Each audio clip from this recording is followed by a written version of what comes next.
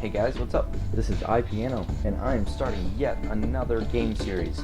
However, this one has an obvious point at which it'll end, so maybe I'll actually have a finished series on my channel. So, if you haven't guessed by the screen you're looking at right now, this series, well, or the title, this series is going to be about the game Infinifactory by Zachtronics, I believe. So anyway, what is this game? Well, if you don't already know what this game is, that means you probably don't own it. And if you don't own it, you are wrong. Go buy this game right now, because it's really freaking amazing. The only reason you shouldn't buy it is if you hate puzzles, because this is entirely a puzzle game. Like, all you do is solve puzzles. So what kind of puzzles do you have here? Well, basically, there's a story, but I'm not going to tell you it, because that's kind of a spoiler thing. Basically, you get dropped down in random locations, and you build a factory to construct objects and move them to a certain location. Starting off, the first few levels, all you do is move blocks around. You use this object, the conveyor, but then you get other things you can use, such as the welder. That'll allow you to stick blocks together, and then they'll move together. And eventually, by the end of the game, you're creating these ridiculously complex things, and it's a lot of fun. It's a lot of fun. And not only does the game have you solve these puzzles, you actually get 3 solution slots. You can solve each puzzle 3 times, 3 different ways, and the game will rate you based on all of the other solutions out there. You'll get to find out if your solution is faster, or if it uses less space, all sorts of stuff. It's really cool, and one of the big things in the game is not only solving the puzzles, but then optimizing them to make them better than other people's. So, this series is going to be a general walkthrough. I'm going to show you a bunch of my solutions, and if you're stuck on a level, you can then copy one of my solutions to get past that level and keep going if you really want to do that. And then, later you can come back and try to solve it on your own. That being said, I'm not going to show you some of my best solutions, because I want you guys to try to come up with the best solutions on your own. Some of my solutions are the best ones I've made, because they're the only ones I've made for certain puzzles. But, like puzzle 1, I've got 3 solutions here. This is the best one, I believe, so I'm not going to show you that one. So anyway, yeah, this is going to be a walkthrough series. So I'm thinking each video I'll probably cover one of these zones here. They all have like 5 levels in them or something. Yeah, so it'll be about 5 levels per video, and that's going to come out to 2, 3, 4, 5, I don't know, like 8 videos or something. So hopefully this doesn't get to be a ridiculously long thing. So let's start out with puzzle training routine 1. Pick up solution number 2. So, how does this work? Oh, that's right, I built this solution for an achievement. Okay, so every level is going to have a couple of basic things in it. You're going to have outputs, like these 3 here, and then inputs, like that one, and that one, and that one. Or, you could think of them the other way around, inputs to your machine, outputs to the world, whatever you want to call it. And you take your blocks that you're given, and you transport them to your destination. So these are conveyor belts. Anything that lands on them will travel along, and you want to make sure that the one at the end is turned so that it'll start going this way. So this is one solution I have for this level. I'm actually going to build a new one now, because this one's kind of a dumb thing. Like I said, it was for an achievement. So we're going to pick up some conveyors, and you can see what blocks come out of each hole by these little glyphs down here. So this is the solid block, goes straight ahead. Then the square solid block needs to go over here. So we need to get it over this one, but this one also needs to go past it. So I'm gonna drop that down there and bring it across. And you get these nice handy little arrows to show you where stuff's gonna fall when it comes off the conveyor belt. So then that one will go above. And as you can see, I've left a 1 space block here. That's for the blocks to travel through. I also connected this conveyor belt to the ground. That's because if it's not connected, it'll fall. The conveyor belt blocks act just like the blocks you're given. They are subject to physics. So if I do this and start it, it'll fall down and start following this conveyor belt, which I don't want. However, that concept can be used to create some really, really interesting factories later on in the game. So hopefully I'll get to some of those. So if I start this one up, blocks will come out, and they will follow the paths that I set for them. But these ones are falling off right here because I didn't follow my own instructions and forgot to turn that. So I can speed it up. Ding, ding, ding, ding, ding, ding, ding. There we go. And you get your stats. So there's your cycle score, which is how fast your excuse me, your solution completes. The footprint score, which is how much space, how many surfaces get covered up while your machine runs. It's kind of an interesting idea because you can have blocks hanging off the edge of your conveyor belt, and those will add onto your footprint, which can be kind of annoying. And your block score, which is just the number of blocks you used that aren't platform blocks. So you see I got a score of 5 as my best. That's because I used almost entirely platform blocks for that.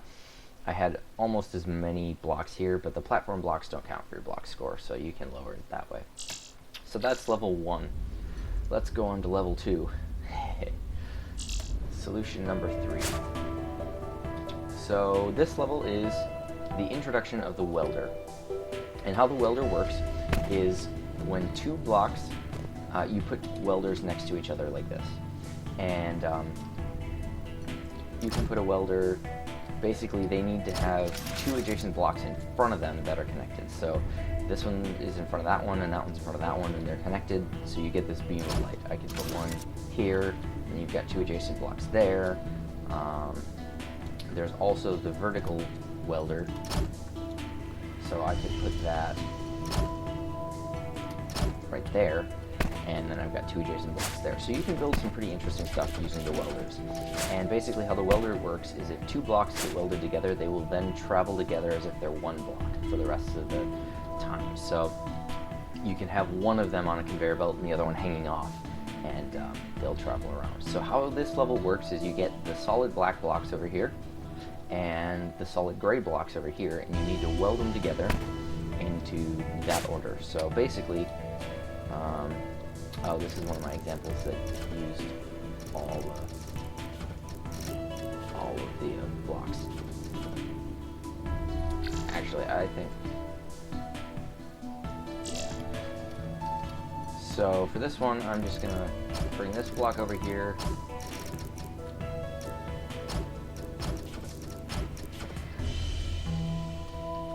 And just for reference, most of these aren't going to be me building the factory on site. I'm just doing it for these first few to kind of show you guys how this works. So I've got my 2 welders there. These blocks will come out of here and move over. These blocks will come out of here and move over, and hopefully they'll meet up at the same time and weld together and then just move right into the exit. So let's try this out. As you can see, they're getting welded together, and now they travel as one. So I can have this gray one hanging off the edge. If I mouse over one, the blue square surrounds the entire thing, as opposed to each block separately. So let's move on to level 3. This solution's not a good one because it involves parts that you don't actually currently have yet if you just started the game. So let's actually do a new solution. So level 3, we need to weld these groups of blocks of 3 in a row. And according to this lovely little IKEA-like picture over here, we can use stationary blocks as kind of a holding station, and then the blocks will push them along, and that way we can end up with 3 in a row. So I'm actually just going to start out with that. 2 blocks right there, and 2 welders above. And then as soon as we get a block on the 3rd platform, we'll have 3 welded together, and they'll get pulled off by the conveyor belt. And that's all you need for this level. That's all you need. So blocks get pushed out, they weld together, and once you've got 3 of them, they get pulled off and go to the exit. So pretty simple solution. Not much necessary for these first few levels.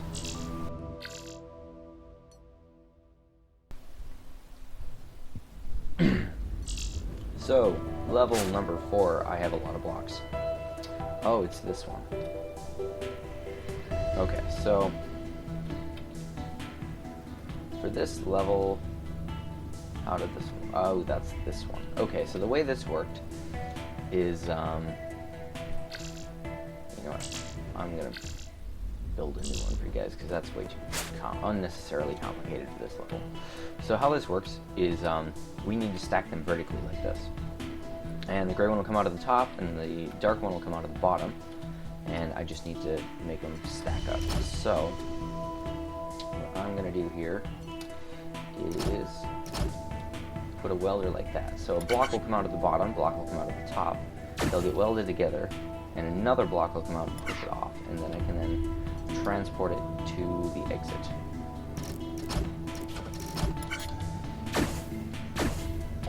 Perfect.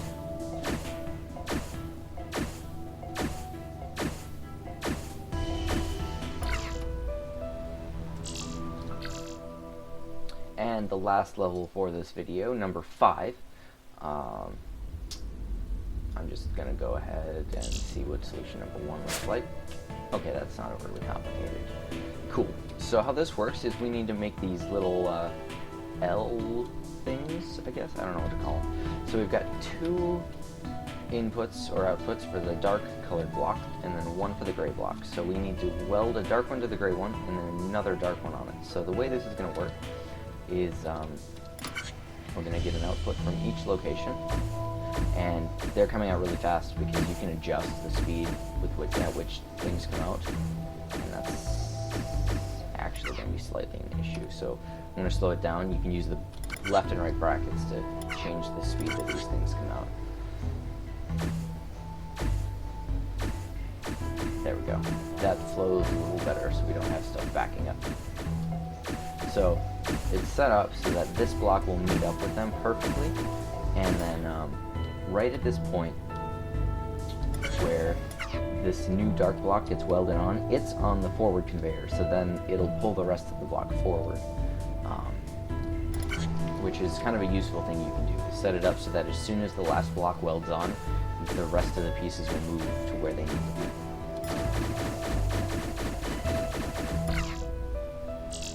So that's it for this video. Levels 1 through 5. Hopefully I'll be able to get the rest of the videos out soonish. I actually haven't completed the game. I have the last zone here to complete, the homeward fleet zone. So hopefully I'll have that done by the time I get to there. But until then, you guys should definitely get this game. In my opinion, it's one of the best puzzle games out there. It runs really well, it plays really well, it looks great. And it's an emphasis on puzzle solving and optimization, and I think that's wonderful. It's like the process you go through designing one of these factories is very similar to the process of programming, and as a programmer I really like that. You add some pieces, you test it out, you add some more pieces, you test it out, and in the end when it finally works you have this beautiful thing that's awesome. So I hope you guys pick up this game and try it out. Otherwise, you can just watch through me solving these things. Like I said, I'm not going to give you my best solutions because you should be able to eventually come up with a really, really good solution. And I want that to be something you guys do, not me showing you how it is. And I want you guys to be able to feel the satisfaction of having come up with a solution that is just awesome. So, until next video, see you guys. Wait, actually, I wanted to show you this one other thing. So, solution number 2 for level 2 took 11,000 cycles to run. That was not an accident. I did that on purpose because there is an achievement through Steam called Subversive Engineering, in which you have to build a solution that takes at least 10,000 cycles to complete. So, remember, this was the one where we had to transport blocks and weld them. No, this was not one where they weld together. Yes, it was. We had to weld them together. There's my welder. You weld them together, and then they go to the exit. I did everything I could to make this take as long as I possibly could. And, oh yeah, this red bar means you can't fly outside of a certain area. So basically, how this works is the blocks will come out, and they'll get welded together as per normal. But it takes absolutely forever because almost all of the blocks I use are these platform blocks, so it's all push powered. And I've got it set on the slowest output setting possible. So basically, you've got this giant snake that builds, and it just goes back and forth. There you go. Back and forth, and it just goes up and up and up and up. And then, since this is the building height, approximately, they get over to here and they fall off, and they go along this little track here, and then they circle around the main output, and then they get pushed onto here, and they go up and back and forth and back and forth and back and forth, and then they go down on the other side in the same manner, zigzagging back and forth, back and forth, back and forth, until they get down to the bottom and finally get submitted for the end of the level. So this is just an absolutely ridiculously stupid design, and I wanted to show you guys it because I think it's hilarious. And I realize that this is the kind of thing you're supposed to do for the achievement, so I would encourage you guys to come up with your own ridiculously long and complicated solutions for any of the levels in order to finish this achievement. And I just built this and then let it run.